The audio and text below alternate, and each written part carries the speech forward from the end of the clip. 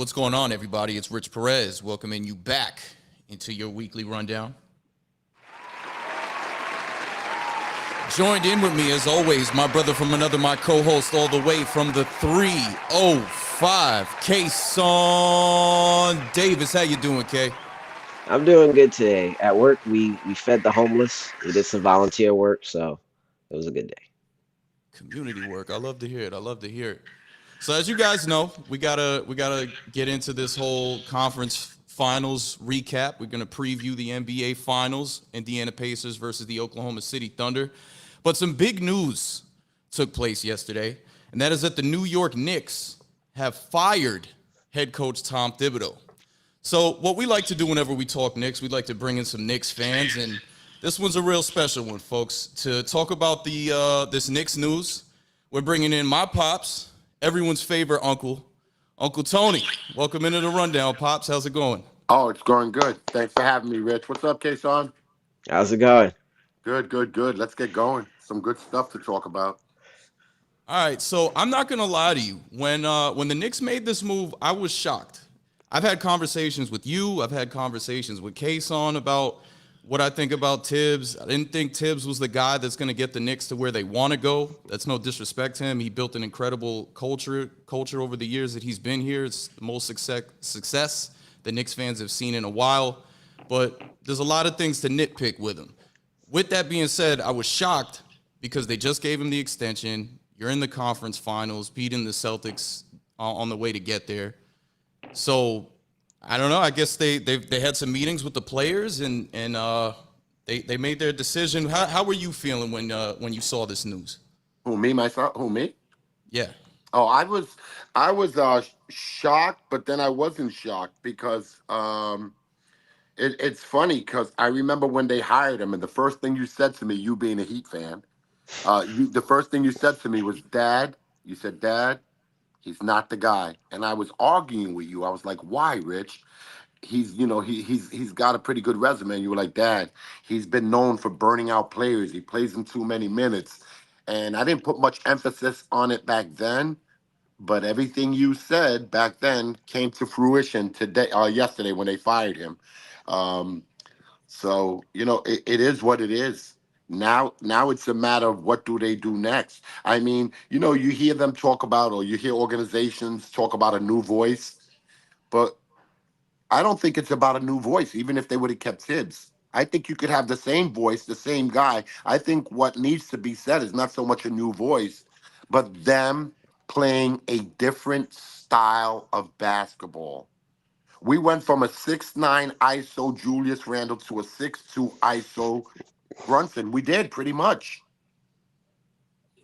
That's and I don't know if it's I don't know if that's Tibbs' way of playing or letting his main quote unquote superstar, star player run the team. Whether it was Randall doing the ISO and now Brunson, I don't know, but it didn't work when it needed to work. It didn't work when it needed to work. And I know there's a lot that could be said because if we win game one and we don't blow that 14-point lead, we're up three. There's a lot of different things. But at the end of the day, no matter what you say, the result is the end. That's the meaning of what's going on.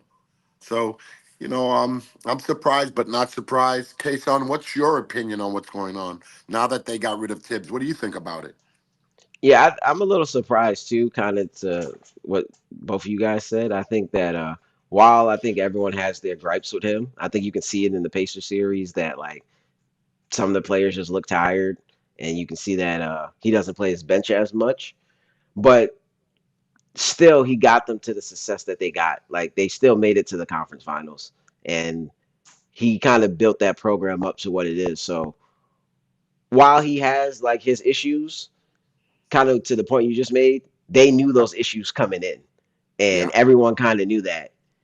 So I was still surprised that they got rid of him in that sense, but I guess in another sense, it's kind of understandable because maybe they realized that that style can only get them so far.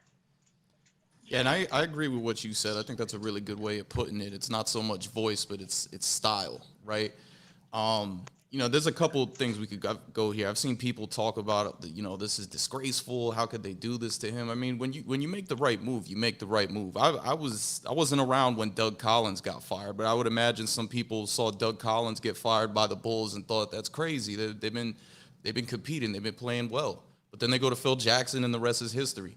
Dwayne Casey won Coach of the Year and got fired. The next year with Nick Nurse, the Toronto Raptors won the NBA championship. We can keep going on and on with Yeah, this. Pat yes, Riley, yes, Paul you're right. Westhead. Yes, So yes. that's kind of what happens there. For me, it wasn't so much. Well, it obviously the big thing is that he plays guys lots of minutes, but when I looked at this team, I never said that they had a strong bench, but their bench was not as bad as people tried to make it seem. Like for instance, they brought in Landry Shamet, right? Mm. Landry Shamet is for his career has shot 38% from three for his career. I've been watching Landry Shamet his entire career when he was on the Sixers, the Clippers, the Nets, the Wizards. 38% from three. Do you know what his 3-point percentage was on the Knicks this year? 44, 39. 39. 39% three-point Wow, shooter. The wow. only reason why Landry Shamet was inserted into the Pacers series in game 3 was because Jalen Brunson got in foul trouble. So Tom Thibodeau was forced to make the right decision. Same thing when Precious Achiuwa came in the game. Mhm. Carl Anthony Towns is in foul trouble. Like, these are just things I don't understand. You've got guys that are capable of giving you solid minutes, but then you're out here overrunning your star players, and then like it's kind of a no brainer when they're not able to make stops. They're tired. I'll compare it to wrestling. Because people tell, oh, they were trained for this, they built up for Yeah. this all year. Okay, well, if I could work out crazy throughout the year, and we're wrestling for 7 minutes. But what if, you know, this guy decides to take a break, and I'm still doing a bunch of stuff on the mat while he's sitting around? Now what? Right? It's kind of the same thing in this game. You're seeing Jalen Brunson, Carl Anthony Towns, and the rest of the starters play while the Pacers are sitting on the bench getting rest. Yeah. Yes. Yes. And I agree with you 100% on that. And what started taking place is just like you said, because wrestling is our family sport, our sport. So I'll keep it to that, right? Um, you can't run a team, whether it's wrestling, basketball, any sport, especially a running sport, a grueling physical sport that is demanding on the body. You're talking about one of the sports with probably the longest, if not, it is the longest season in all of sports. No other sports teams play 82 games in a season. Not football, baseball does. Baseball's 162 games. But still, other than baseball, then come basketball, you're 82 game season. And if you're running guys at an average of 38 to 40 minutes, your starters, 38 to 40 minutes throughout the whole season, it's just like anything else. The body breaks down. And that's why I was more concerned with them not using the bench early in the season so they can keep these guys fresh, give them the opportunity to be at their best come playoff time. And you called it, Richie. Rich, you said this to me, Dad. I'm telling you, this is your word for word. You were telling me when this first started taking place 5 years ago. You broke it down and said, Dad, they're going to do good, this and that. And then they'll come to playoffs. Once they make the playoffs, they're going to be shot. And I remember me telling you at that same time, I said, Rich, I like what they're building. I figured, and I mentioned to you that in 3 to 5 years, if you remember, I said, I give them 3 to 5 years, they could be where they need to be. And it's the 5th year window. I called that.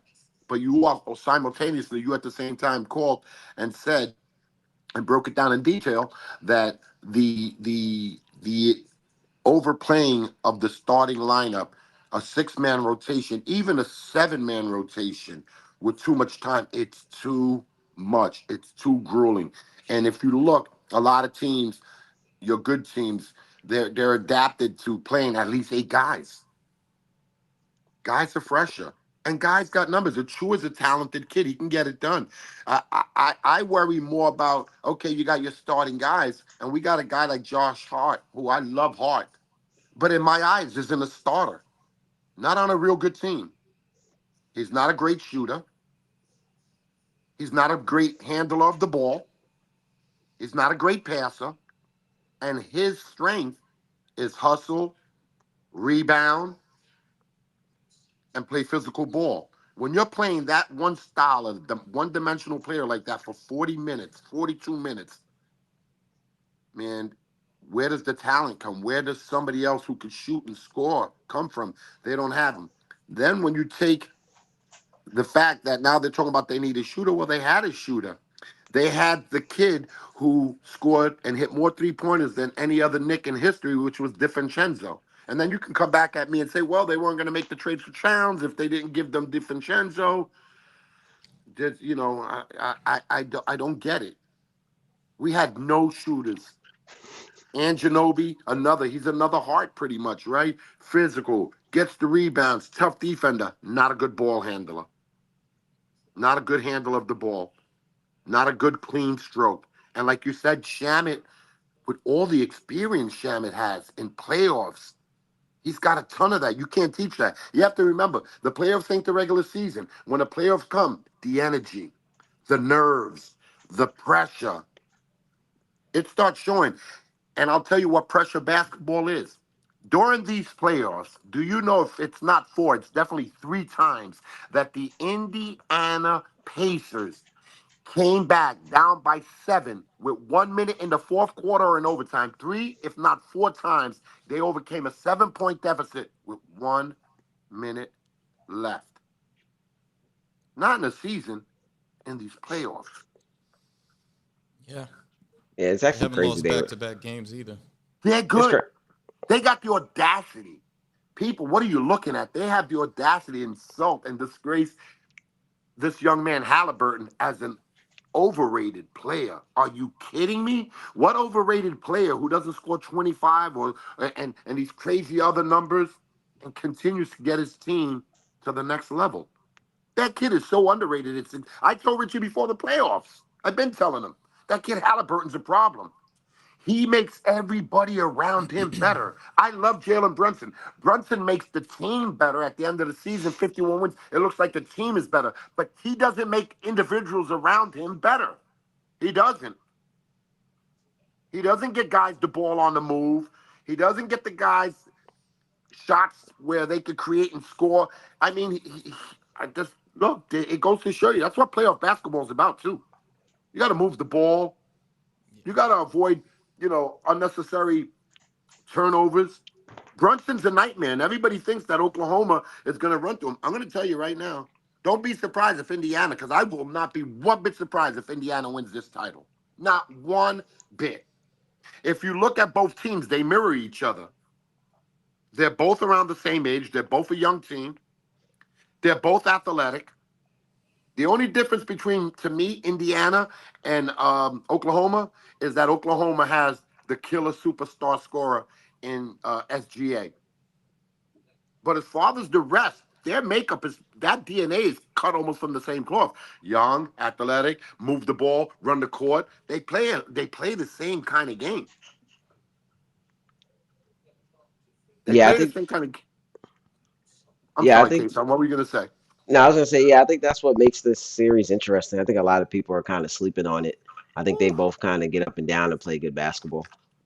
Yeah, absolutely.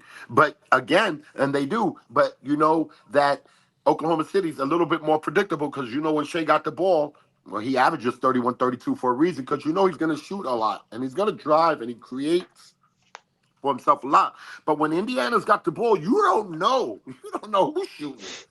You really don't. You don't. When Halliburton's coming out of it, you don't know. And they move the ball around. You don't see any of them dribbling the ball for 10, 15 seconds. Yeah, it was a bit of the Knicks' downfall too. Like I tell people, I don't. There's Knicks fans that I don't know. They feel like attacked whenever you talk about some of Brunson's faults. Like Brunson's great. Oh, he's He's a he's the monster. Knicks He's a star. beast. He's He's the a Knicks beast. star player. But Yeah, he's a you beast. got to move the ball. Like Uh. for years when James Harden was in Houston, we talked about all these amazing things that he would do in the regular season, very similar to Jalen Brunson. But once you got into the postseason, when you're just holding on to the ball, dribbling for 15, 17, 20 seconds, whatever it is, with a 24-second shot clock, it's not going to get it done. I mean, I didn't think he used Karl Anthony Towns correctly in this series. I don't even think that he really used Mikal Whatever Bridges happened to the correctly in this so-called pick series. and roll they were going to use with him and Towns? That this was going to be this great thing. I didn't see it. No. I didn't see it. And you also have to remember too that in the regular season you're playing a team one game.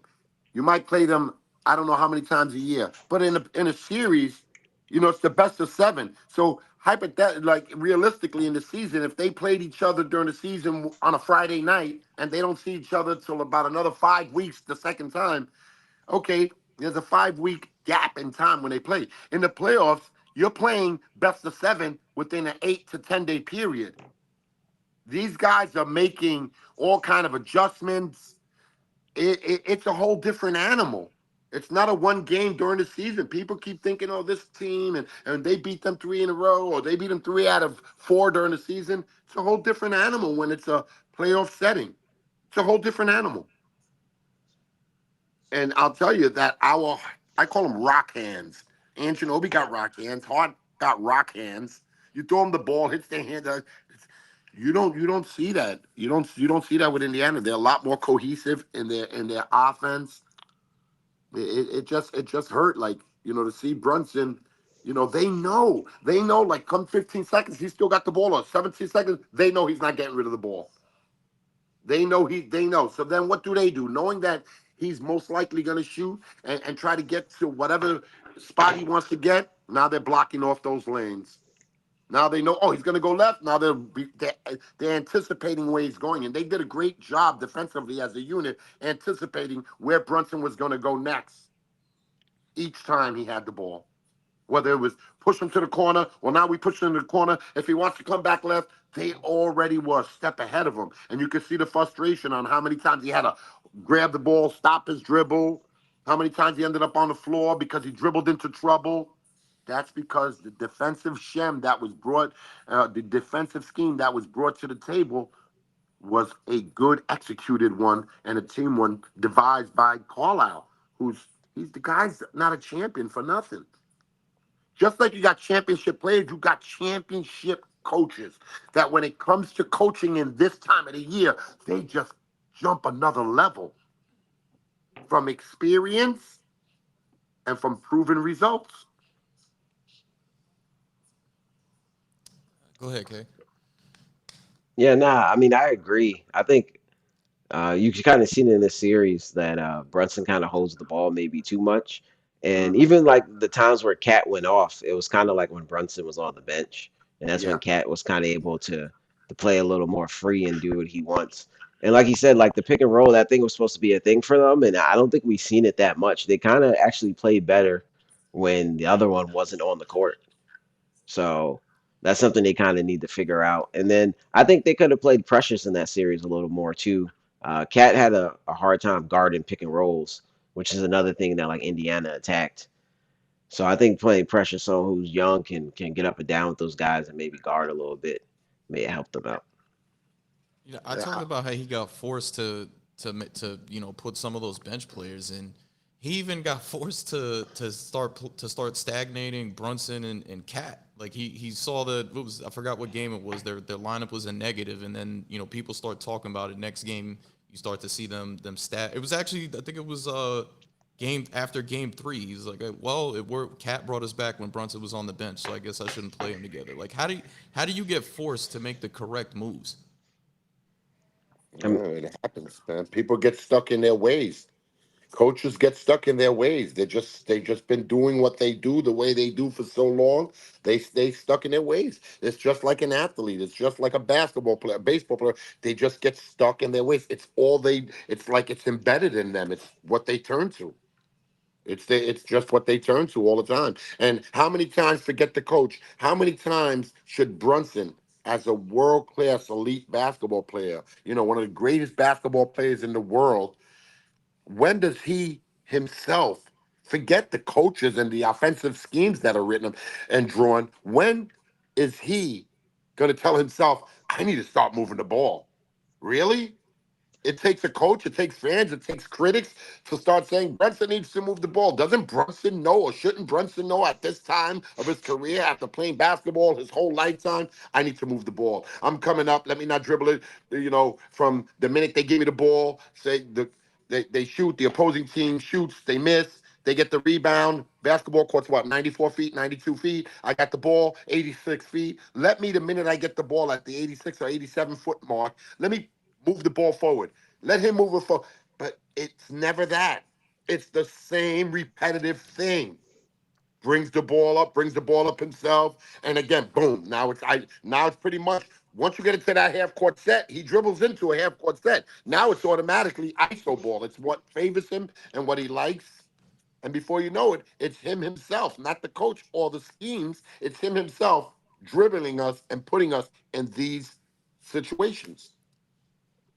Yeah, they become a little easier to guard when you know that this guy's going to have the ball for 50 seconds and you can kind of Yeah. just load up on him and force him Yep. where you want to go. And other people are kind of getting the ball at the last second. I think that's kind of what the series came down to. Indiana just had more people who could score and they were unpredictable.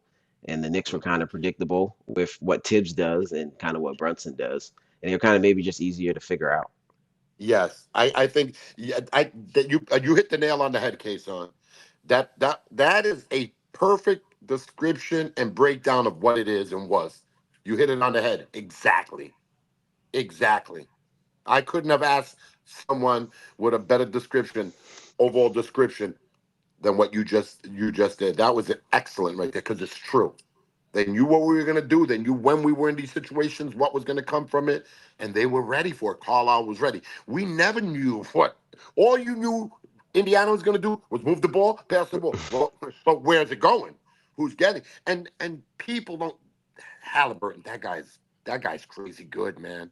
That guy's not good. That guy is great. And I said it before the series. I'm not saying it because they beat the Knicks. I picked them to beat the Knicks.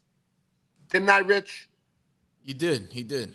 I I got the picked him to phone call. beat He the did. Knicks. I love my Knicks. I knew it. That kid's so underrated. When you get to this level of basketball and you got a guy like Halliburton he's got a great handle. So when I say great handle, I don't mean a Kyrie great handle. I don't mean a Allison Iverson cross you over great handle. I mean that a great handle that he controls the ball, doesn't lose the ball, doesn't dribble into trouble. Whatever it is, however it is, he goes to getting to the spots he wants. He does it really nice. Whether This it's is in traffic, not in traffic, tight spots. The guy's 6'4", right? 6'4", 6'5". And even within the inside of the foul line, when he comes inside the foul line, he still, if you watch a lot of the plays, was making short 5 foot, 4 foot, 6 foot bounce passes in the lane that you would only see a guard of 6 foot 6'1" do back in the days. Other than Magic, I can't recall a tall guy like him being able to do that stuff. He yeah, was I mean, getting backdoor passes when he was already inside the paint. this stuff was in his draft profile too. Like people when he was coming out of Iowa State, a lot of people that were going over his draft stock talked a lot about the passing ability. For me, like I talk about it a lot. When you can get there's a lot of guys that play point guard today who aren't really point guards. Like the Jay Tyrese Halliburton is one of the few floor generals left in the game. Yeah. And I look at it the same way I look at as Rajon Rondo. Any team that you put Rajon Rondo in, he was instantly going to transform him. Jason Kidd. Any team Yeah. that you put Jason Kidd Yes. on, he was going to transform that team. What Magic Yes. Johnson did for the Lakers in the '80s. John Stockton with the Utah Yes. Jazz. It goes on and on. I mean, he was solid in Sacramento. You've seen as soon as he got to Indiana what he was able to do with them. Like he's that type of player. Um, I want to get into the coaching search that's about to begin. They haven't really circled in on any names. We don't really expect them to come to a decision anytime soon. But for you, what are you looking for in No, let me ask you two questions. Do you think that this group, as currently constructed, obviously you need to get some role players in there on the bench, but aside from that, as currently constructed, this core group, do you think this core group is good enough to win an NBA championship with the right coach? Yes. Yeah. Yeah. I'm not saying that they will. They played as bad as they could play, and they lost in six. I mean, they gave away game one. And then was it game three or whatever? Or game two, they gave that one away when they should have won that game. I think, yeah, I think, yes, with added pieces. They need two shooters. And I think not even two, whatever it is, you got one, like you said, in Landry Shamet. That kid should be getting anywhere from 8 to 12 minutes, at least 8 to 12 minutes. You got a kid like Kolek, who is a true point guard, led the nation coming out of Marquette in assists. So you see that you have no true point guard, and time after time, okay, he scores. Miles McBride, God bless him, he's a shooting guard. You were going from one guy who isos and dribbles and over dribbles to another guy who pretty much dribbled into trouble a lot of the times himself, and pretty much is predictable because you know he's not going to drive, break down the defense and kick it out or get a short. He's not doing that. You know he's not doing that. The defense knows he's not doing that. Again, predictable offensive schemes.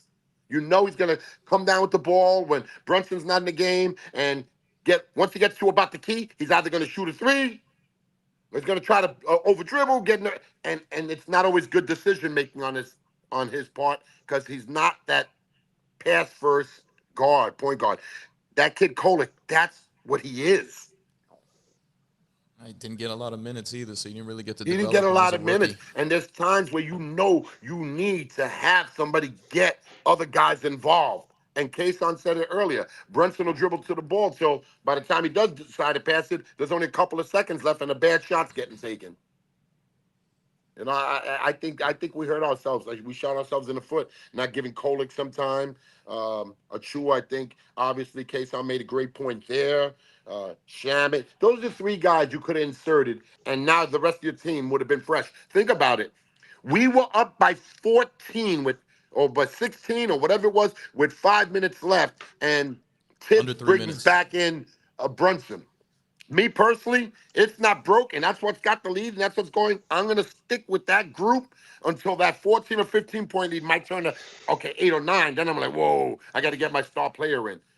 The minute they brought Brunson in, they became predictable again. And now, of course, they did it to themselves by missing shots and so on and so forth. But I would have never diverted from changing the lineup that got me that lead. Now 5 minutes. I mean, unless they gave me good reason because they dwindled down from 14 to 8 or 9 or 7 with 3 minutes. But that didn't happen. That didn't happen. So we could do this all day long, second guess, hindsight, all that stuff. I think whatever coach they bring in, whoever they bring in, I don't want them to be from the organization. I don't want somebody who's pretty much got the same mindset or gonna have some of the same mindset and play calling because he came from Tibbs' system. Whoever it is comes from that system, Yeah. Yeah. and they're gonna apply that same system with a little tweak and a little tweak to it. I like to see somebody from some outside the organization come in. I think Rich, you were talking about Mike Malone. Um, I think that's pretty good. I think Malone would be good. But there's not a lot of great guys out there to choose from. Let me run off what's been going around a little bit. A little confused because Ime Udoka and Jason Kidd's names have come up. I don't see that happening. You know, why would Houston? They're both in contract with the Mavericks and the Rockets. He's completely transformed I'd Houston love to already. I see don't know Jason why. Kidd. Go ahead. Go ahead. But I think Jason Kidd would be a great coach for this group. But I'm just think like I don't see that happening. Why would Dallas let go of Jason Kidd, especially after the whole Luka trade debacle? I think that they would, you got the first pick. You've already doubled down that you're not tanking. They didn't try to tank when they got the first pick. So I just don't see that happening. Houston, Ime has completely transformed Houston already. They've gotten better year to year with him. I don't see him going anywhere. Johnny Bryant, who's a current assistant with the Cleveland Cavaliers, was in the running for the Phoenix Suns job, former assistant with the Knicks. His name's been circulating a little bit. I've heard Royal Ivy's name come up as well. People keep talking about Jay Wright. I don't see that happening either. I think Jay Wright is just done with coaching. His he, Yeah, and yeah. his radio host has even said from the conversations he's had, he doesn't see Jay Wright coming back to coaching. Did he But coach? By the way, did he coach professionally? no, No, that's another thing. Why you want to get a guy who is an excellent college coach, but removed from coaching even college for Lord knows how many years, to think that now he could just transition into the pros and be that guy? Nah, you got with my opinion with all the years. I'm out. I froze out, Tony. you're good. You're good. We can still hear you. Yeah, so I don't think that's the thing right there. For me, I don't think that's the thing. I don't think that's the kind of choice you want to make. What do you think, Kason? What's your opinion? As far as coaching, I don't know who they should hire at the moment. Uh, Actually, I like Mike Malone. Obviously, I think he did a solid job in Denver, and obviously he won a championship. Uh, like you said, there's not a lot of great options out there. Nope, there isn't. So, so I mean, I don't know if they had someone in mind before they did it, but right now, I guess the best option to me would be like Mike Malone. Not unless you go like maybe an underdog of like Van Gundy or like Jeff Van Yeah, but Gundy Van Gundy's old or school Yeah, too, and I he's don't even done. know if Yeah, Van Gundy yeah, wants to be a head coach yeah. I don't anymore. even think he's. I don't think he's a generation before. He's another Tibbs. He's what another about Mark Tibbs. Jack? How y'all feel about Mark Jackson? I love Mark Jackson. I love Mark, but even with Mark, I don't think whether I'll bring it like to wrestling. That's a sport I know. I can't see where somebody who's been so removed from the highest level, and then you think you're gonna come back. Come on, that's like doing what you guys do. Not be behind the mic for 10 years and just come back and think you're gonna knock it out the park. That's not easy, man. Right, That to me, right, that's right. just my opinion. That's not easy. The game has moved. The game has changed. Even though he knows the game and he watches the game and sees the game, I don't know. I don't know. I believe personally, especially with them, a proven coach. I'd rather lose and make the mistake of going with a Malone. And if it doesn't happen, well, I went with a guy who won a championship than a guy who hasn't coached in the league for over 7 to 10 years. And then if he doesn't make it happen, we told you why'd they bring him back? I mean, you're gonna hear it. If they don't not necessarily win a title. Look, if they just would have played better and lost, it would have been okay. But to go out the way they went out playing as bad as they did in the games and in the situations that caused them victories and they turned into defeat, it was bad. So we need somebody that could get us looser. Again, we need a shooter and we need another shooter. But as far as coach, they even brought up Mike Woodson's name was in the mix. I don't know about Mike Woodson in 2025.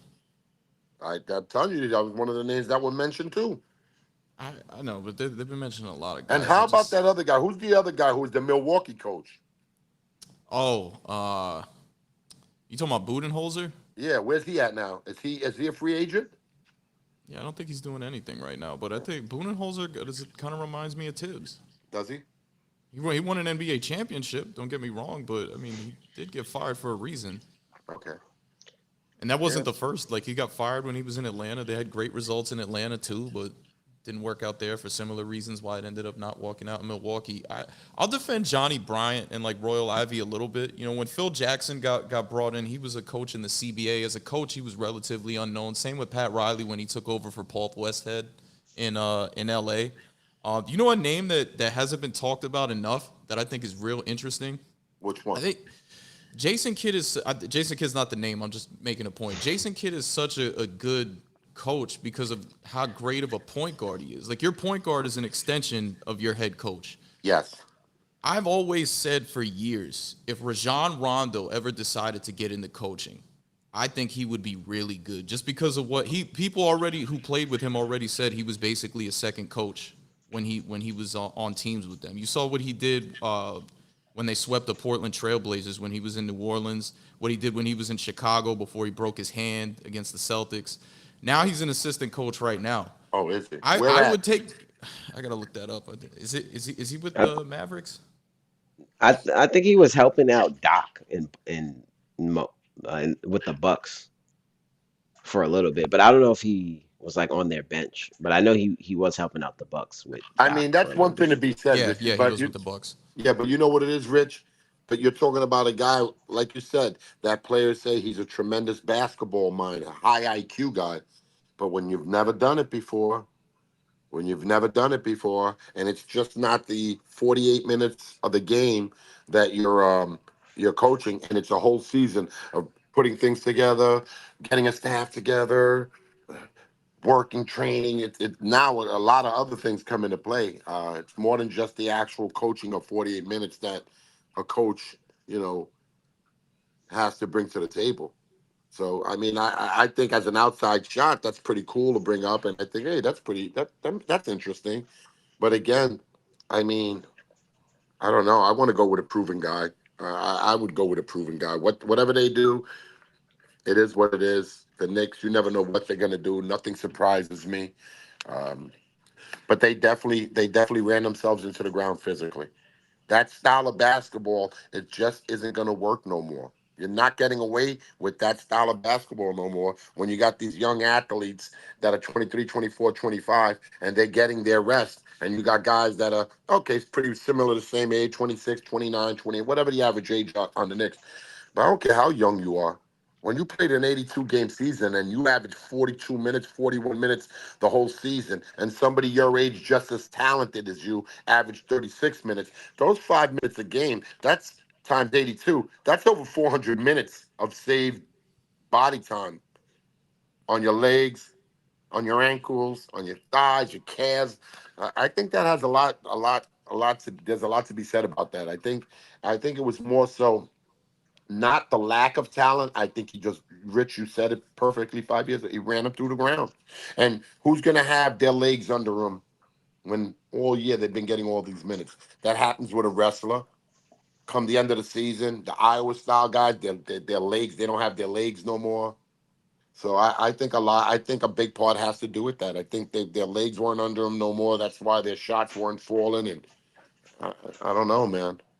I don't know what we're gonna do, but I think anything new, we got to move forward. We got to move past. You got to give Tibbs a lot of credit, like it or not, regardless to the style of play we're critiquing him on. He did what no one else has done in so many years. He brought us, to the Big East Finals. We had back-to-back 50-plus win seasons. You know, so he was getting it done, but I don't know. I don't know. And again, we could be talking a whole different conversation if they win game one and the Knicks would have won the series. We'd be going into the finals right now talking about, holy cow, we got a chance. And then if they would have won the whole thing, nobody would be talking about how he overplays guys. So there's so much to be said on both sides of the coin. You understand? For sure. But I think moving on now, that's the fact, right? That's the reality. We're moving on. That we're going to move on as a city, as a team, as an organization, and I just hope they make. Oh, I just hope whoever gets the job gets it done. And I think anybody else that comes in is going to know right offhand they got to start playing more guys, because if they don't, they're going to start getting critiqued and criticized right out the gate. Yeah, it's New York. It's not for the faint of heart, especially the Knicks. At least with you talk about the Mets, the Jets, the Giants, the Yankees. Like they're the split fan bases. They've always been around. But Brooklyn, the Nets were in New Jersey for a long time, so most New Yorkers are Knicks fans. So So you hear a so lot K more. K, what's your take on that as far as the amount of minutes played over an 82 game season? When we're talking about almost everybody who's in the starting lineup averaging over 38 minutes, what's your take on something like that? Yeah, I think it came back to hurt them. I think you can see it. I think like when I watched the series, I felt like I could tell that they were tired. Like Mikal Bridges was just making like bad passes. Like sometimes he's kind of just giving it to the other team, and it just felt like maybe like a mental and kind of just physical fatigue. Uh, Hart was getting beat on back doors like every time I looked up, and I felt like he was just tired. So I felt like you can see that they were making a whole bunch of kind of just tired mistakes. And to the Pacers' credit, maybe they just also came against a really bad matchup for them, for a team that doesn't really play their bench, and you're going against a team that plays their bench and they get up and down a lot. So that actually like made it worse. But Bridges said it like halfway through the season, like more people need to play. So I you can just see it with the Hey, way kind of everything played out. not Yeah, the just way that, Kay. Um, Miles McBride, his last interview after the series was over, he said it twice. A lot of things got exposed over the course of the season. It says a lot when two of your players are putting that out in the public. Yeah, because yeah. they're tired, and at least they like said something, but they're tired. Yeah, and in such a small window, we got a tidbit, a little appetizer of what they could have been if they would have played more guys, more minutes throughout the season. Because like we all know that the two times that the bench guys were inserted, whether because by force or because of too many fouls on whichever player, whether it's Brunson or Towns, the minute those guys were given an opportunity, they didn't fail us. So imagine where we would have been if those guys were getting them opportunities throughout an 82 game season, and now you bring them into the playoffs. Come on, you could have gave them more minutes. I think that has a lot. There's a lot to be said about that. Look at how good you got to give those bench guys so much credit. You know what it is not to get good minutes for an 82 game season, and then all of a sudden, in the most high precious time of the season, the playoffs, and you get these guys who aren't getting the opportunity, and now they get inserted into crunch time minutes, and they execute. There's something to Yeah, be said about there's something to be said about the professionalism and the poise of those guys. Achua, Shamit, even the other kid, what's his name? With the braids. Oh, DeLon Wright. Right? yeah, DeLon Right? Wright. Yeah, I And think he right. played well He's Right. another guy who Yeah. got inserted because Brunson was in foul trouble, and DeLon Wright was on the Heat, not too long last ago. He year. was giving the Heat solid minutes. Yeah. So you think about not one guy, three guys who didn't get consistent playing time throughout an 82 game series. Three guys. Not one, but three, which is pretty daggone amazing. All three of them contributed in a big way when they got the opportunity. Yeah, I think the long Ray played great defense. He was hitting shots, and I think that's like kind of what the Knicks needed to kind of change the pace up a little bit. I think they should have full court press Hallie a little more and kind of try to slow him down. But when you're not playing enough guys, you kind of can't do that because you're You definitely can't going do to that tire because you them out. beat Well, they tired. Yeah, you're tired. Yeah, you they beat you did it a beat. little bit in Game Five. They were able to Yeah, suffocate him. That was a big reason why they won. And a lot. It was just weird. A lot of stuff that worked for them in certain games in this series. He didn't go back to like the following but game. they wasn't gonna be able to like keep that up for like a whole series if you're not getting like enough people playing. Like you're able to But that's suffocate them and full court press them, but people are gonna get tired even more if you're like picking up 94 feet and doing all that Right, for a whole and series. especially when you're not bringing guys off the bench, so they could be a little fresher and be a little more consistent with that defensive approach. You can't do 5 and 6 guys, you know, you know, chasing the ball from the minute they inbound the ball to come down 90 something feet, for 40 something minutes. How many minutes is in a game? Is it 48 minutes a game? Yeah, it's Yeah, 48 48. minutes, 48. 12 minutes, 12 minutes a quarter. Yeah. So come on, man. They needed those fresh legs. And what I don't understand is look at how good those three guys who are bench players in the most crucial time of those two games that we benefited with their productivity. It was in crunch time at the end of the game. Imagine what I'm doing. If I'm Tibbs, what I'm doing is I'm giving those same young guys minutes in the first quarter. So if it doesn't work or they slip a little, I got 3 more quarters to adjust and say, it's not working tonight. Thank God the 2 times they used him in the fourth quarter, they did come through. But he could have done that all season and never did it. Whether it's in the first quarter, second quarter, start giving guys minutes. Why are you waiting for a 20-point lead in 10 games of an 82 game season? You got a 20-point lead, 10 games out of an 82 game season, which is 8% of your season. And those times, those guys are only getting playing time when there's a minute and 40 seconds left. Really? You think that's when they're going to get better? You think that's how they improve? You think that's how they're going to jump levels? Wrong. You got to insert them when the game is early, meaningful. It helps them mentally. It helps their confidence. They don't get what player is going to get confidence, Kayson?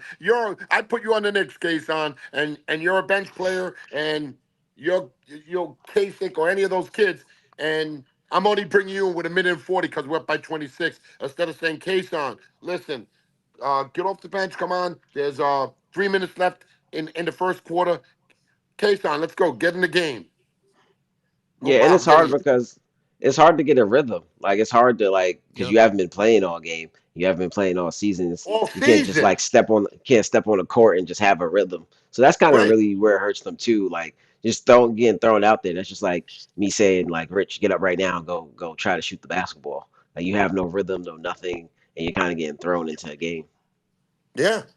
And that's what their system, is about, right? So they play six guys. Well, how many guys you got on the bench? What is it? 10 guys on the bench in the playoffs? 10 players? 15. Oh, It's like Huh, it's like yeah, 12. yeah. It's like 12. Okay, so 15, but 12. 12 available. All right, 12 available guys. So you're gonna tell me out of 12 available guys during the season, you got how many? They led the league in starters average per minutes. That's insane. It's It insane. was it was just a recipe for disaster from the start between how much Jalen Brunson's holding on to the ball to how long you're playing these guys, and he set the organization back a little bit in my opinion too. It should have been a year where you're developing guys like Kolick and Dadier. You talked about Yeah, how good Kolick is as a passer.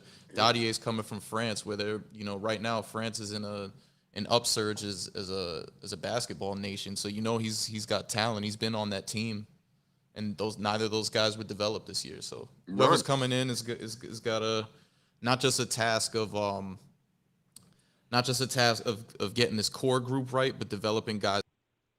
Those are going to be guys that are for sure going to need to get minutes this upcoming season for the Knicks. Yeah, yeah, and that's if they don't move some of the players somewhere else on a trade. I mean, Yeah, whatever it is, whoever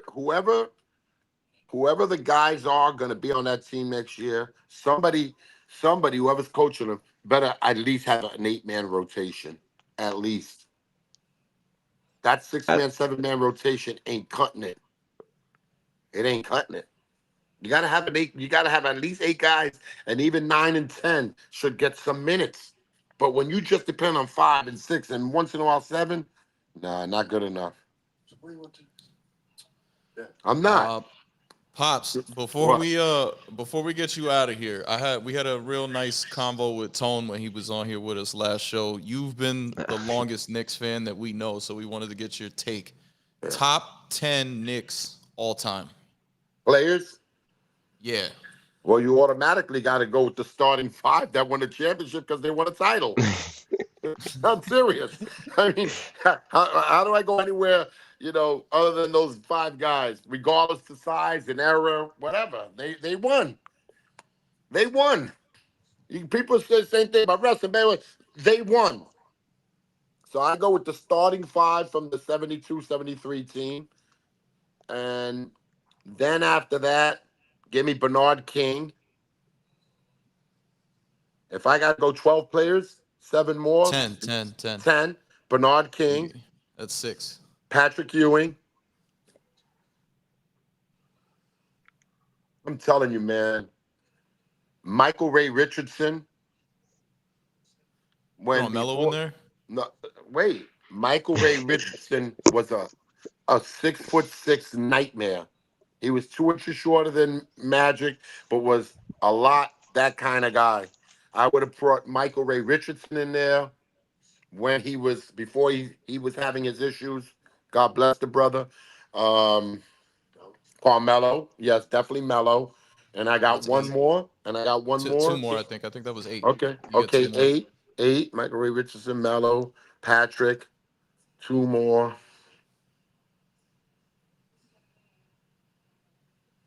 Ray Williams was another great one. He was in the backcourt with Michael Ray Richardson. Ray Williams was a problem. I'd have Ray Williams on that. And my 10th player, my 10th guy, I'd have to bring in Oakley. I'd I have like to bring that. in the I heart like and that. soul and the toughness of what New York is and Oakley. There you I go. like that. I like that. Mhm. where would you put Julius Randle on this list? Yeah, that was the big one too. Let me tell you something. Julius Randle's is a talented guy, man. His thing is with anybody else in any sport, baseball, wrestling, and just certain athletes that when it comes to the highest level, and when it comes to this postseason, when it comes to NCAA wrestling, World Series baseball, Super Bowl football, when you talk about the epitome of competition, some of the greatest athletes they're not their best. I think that's been Julius's problem. And I was telling myself he's gonna have a good preseason, I mean postseason this year and a good playoff season. And he was having it. And then all of a sudden, He went back to 5 points in one game. I just think that certain players, again, certain athletes, some athletes, they rise. You know how they say rise to the occasion?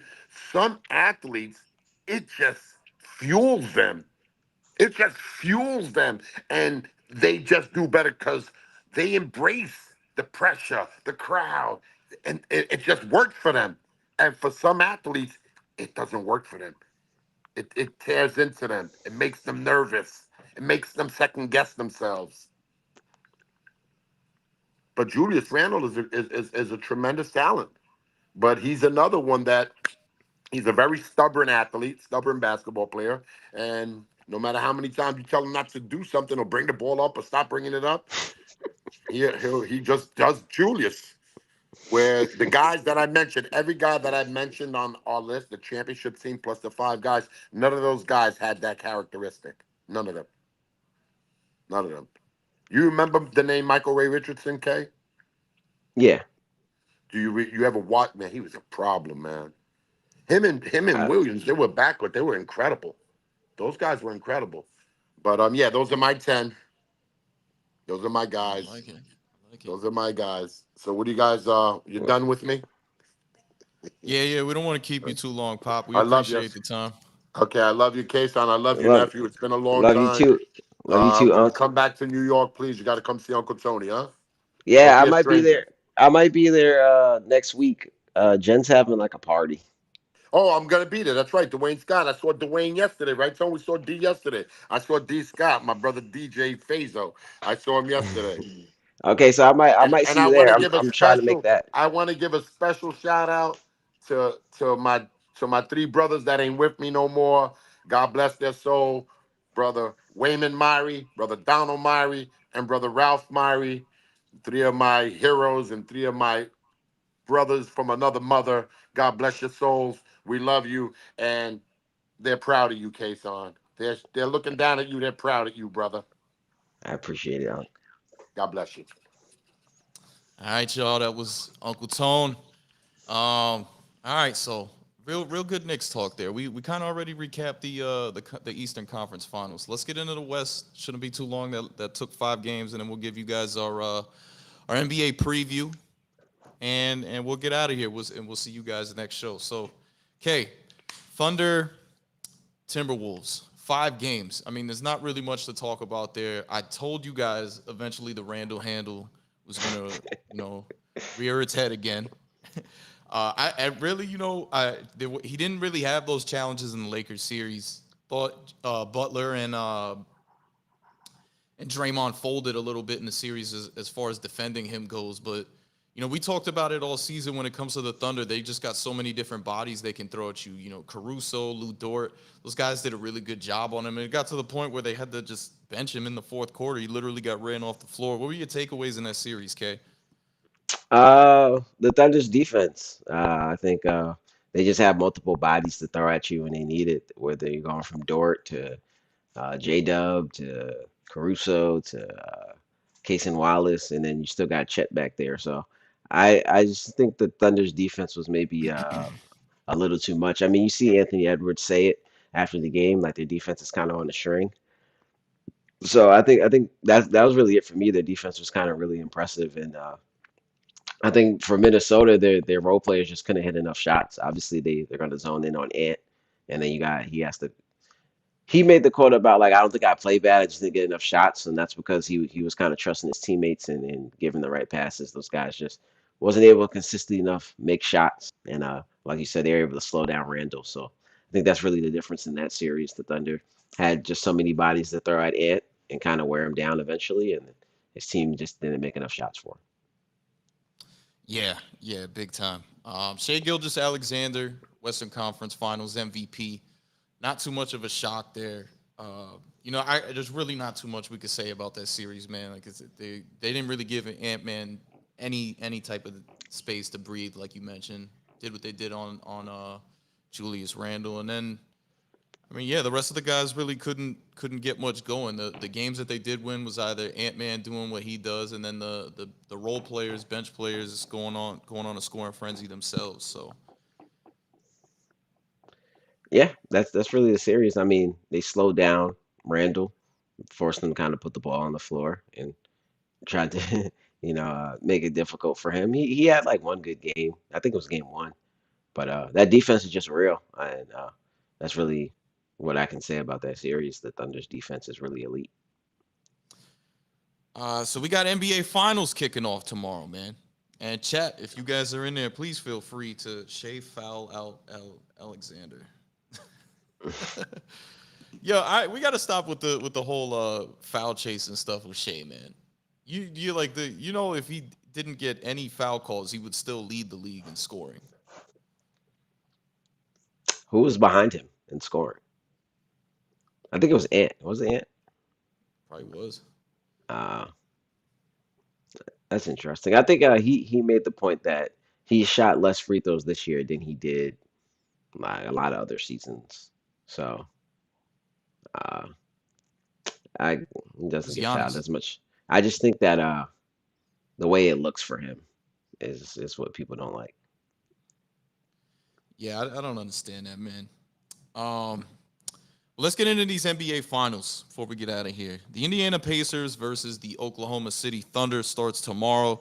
And look, I don't want to hear anything about small market this, small market that. I just heard a great thing today. If the Packers played the Steelers in the Super Bowl, everybody would be tuning in to watch it. Those are not big markets by any stretch. If you are a fan of basketball, and I think the world at this point has learned that the Pacers are not to be messed around with. Then I'm this is a still asleep. series you're I'm gonna still watch. asleep. I said it Oh my last. I'm God! Why asleep. didn't you say that I'm when he was asleep. on? Why didn't you say that when he I'm was on? asleep. Nah, the Pacers are they're an interesting team. I was gonna say that like I just people just don't like the way that he plays, Halliburton, let's say. But I'm asleep. Well, let's dive into this, man. Full disclosure, I am picking the Oklahoma City Thunder to win this game. You mean serious? This series, yes, sorry, this series. I'm picking them to win this series. I don't know what you guys are thinking, Kay. I got a feeling I know what you're gonna say. But I think that the Pacers make this an interesting series. I think the series goes six. Like I said, we've seen a lot of different things from the Pacers throughout this postseason. They haven't lost the back to back game in the postseason yet. They're the comeback kings. They've come back, and then my pops, when he was just on here with us, mentioned it. With less than a minute, they've been able to come back in different games. They've come back from down 20 points a bunch of times. So what's going to be interesting is seeing the matchup here. Who covers who? Pascal Siakam is a guy I want to see what the Thunder what they do with him. He's a guy that the Pacers aren't even they're not even drawing up plays for him, and he's still putting up points. So that's my thing. Halliburton, I'm pretty sure the game plan is going to be to crowd him as much as possible. He's averaging 9 assists to 1 turnover, so he doesn't turn over the ball much at all. We talked about him being a floor general, and we'll see what Carlisle draws up. I think that's going to be a big aspect too, with the coaching matchup in this final series. But yeah, my pick is going to be Thunder in six. What about you, Kay? Yeah, I think the Thunder are going to be able to do a lot of things that the Knicks wasn't able to do. I think from opening tip of game one, they're going to have Lou Dort pick him up full court because they have bodies to throw at him. They're going to have Kayson Wallace come in. I mean, they're going to have him pick up, they're going to have Dort pick up Halliburton full court. They have bodies to throw at him. They're going to have Kayson Wallace come in and also pick him up full court, try to slow them down. Off makes and misses. Anytime the ball goes up, they're going to be on him, trying to force to slow that offense down just a little bit. I think the matchup with Pascal Siakam is going to be interesting because I think they'll start with Chet on him. But I think if things aren't going the way they want, they'll go small quick, and then J Dub will probably have to be the one to guard him if he's just maybe a little too much for Chet. I think the Pacers will make it maybe a little more interesting than some people may think. I think just the way they play, just their offense, will make it interesting. But I think the Thunder are just as young as them. They get up. This might be the one series where you say like you don't want to get up and down. Like the only other team that can say like we're fine getting up and down with the Pacers. Uh, We have just as much weapons. We have we're young. We have just as much depth on our team. So that's going to be like interesting in that. But to me, it's going to come down to the Thunder's defense, and I think that's going to be the difference. I think there's going to be times in this series where the ball is going to slow down. It's going to be a half court game in certain cases. And I think when it comes down to that, the Thunder have the better defense. And I think that is what makes the difference. With that being said, I'll pick the Thunder in three. Nah, I'll pick the Thunder in five. I think the Pacers get one. Thunder in five. I knew you were gonna go 5. Yeah, I'm sleep. I'm sleep on the Pacers. I'm sleep. Man. So this is gonna be the first Pacers series that you watch all postseason, or you were watching the Knicks series. I stopped. I tuned into the end of game one. Uh, I tuned into a couple other games. I didn't watch game five at all, and I didn't watch the first half of game six. But I was like, I gotta. I did one of those things where you like check the score, and it was like, all right, it's a close game. Let me put it on. But as soon as I put it, because I put it on at halftime, and obviously the Pacers came out and had a great third quarter. As soon as I put it on, I was kind of like, I knew I shouldn't have watched it. But that series, I was more upset with the Knicks than kind of just not wanting Yeah, to you watch the said it. Pacers. Hey, you said it. You got the clip up. What did I say? Oh, yeah, yeah, yeah. I was more upset with the Knicks, and that's kind of why I stopped watching the series. Than I was just not watching the Pacers. But unfortunately, I am going to be forced to watch the Pacers in this finals. I think they'll make it a little more interesting than maybe I'm giving them credit for. But I still don't think they have enough to beat the Thunder. I just think the Thunder have been the best team in the league. They got the best offense, and their strengths that the Pacers have had in other series are strengths for the Thunder too. And then we have a better defense. Yeah, that's kind of where I'm at with it too. I kind of see this going like the times the Nets made the finals and they played the Spurs or they played the Lakers. Like I do think the Pacers have put up a bit more of a fight. That's why I got to go in 6. But it's just like it's so many bodies that they can throw at you. It's just I talk a lot about how great Halliburton is just a floor general, but scoring, toe for toe, he's not going there with Shea. And then who if you're the Pacers, who are you throwing on Shea? I don't. Are you gonna throw Probably Halliburton on him? Neesmith. No, absolutely not. It's probably Neesmith. Yeah, I don't. I still see him getting the better of that That's not a matchup. that's not a terrible matchup though. Neesmith is he has the height, the strength. Uh, he plays defense obviously, so it's not a terrible matchup. When I first thought about it, I was like, who is guarding Shea? But it'd probably be Neesmith, and that's not a terrible matchup. I think he'll do a solid job. I mean, obviously, Shea's probably gonna get his regardless, but I think he'll do a solid job. Yeah. Kay, you got anything before we get out of here?